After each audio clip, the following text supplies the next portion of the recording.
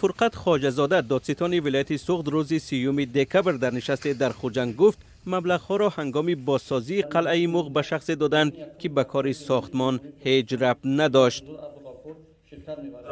همچون فرمایشگر با قدرتی جلیمی منوره برای اجرای کارهای ساختمانی در قلعه موغ شهر استرافشان شهرنامه بسته از طرف مسئولین مقامات اجرایی از 1.5 میلیون سومانی از حساب بودجه جدا شده همگی 532,000 سومانی برابر جلیمی منوره پیشنهاد نموده.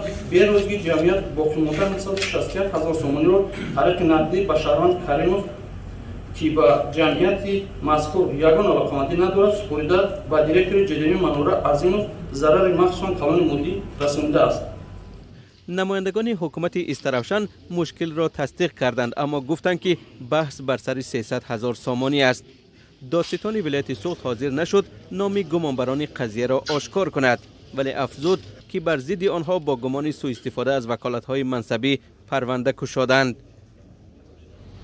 پرокуратураи ولایت نسبت شخصان منصبدار مقامات اجرایی حکومت دولتی شهر استرافشان پرونده جنایتی آغاز نموده حالا تفتیش پیشکی ادامه دارد. باباجان صبوروف مدیر شعبه ساختمان اساسی حکومت شهر استرافشان روز 30 دکبر به رادیوی آزادی گفت شرطنامه در زمان رئیس شهر بودن بهرام عنایت‌زاده امضا گردیده بود. بهرام عنایت‌زاده را که بعدا رئیس شهر کولاب شد ماه نوامبر امسال به 12 سال زندان محکوم کردند. او به سوء استفاده از منصب و جنایت‌های دیگر گناهکار دانسته شد.